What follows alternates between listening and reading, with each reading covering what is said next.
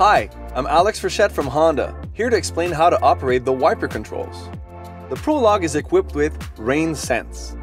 The sensor near the top center of the windshield detects the amount of water on the windshield and controls the frequency of the wiper based on the current sensitivity setting. With the vehicle on, turn the windshield wiper stalk to select the wiper speed to low, high, or to turn it off. For intermittent wipes, turn the band to select the interval frequency.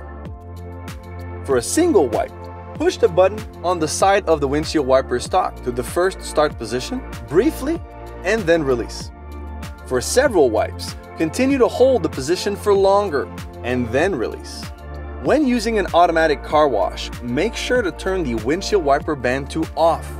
This disables the automatic rain sense windshield wipers. For more information, please see your owner's manual.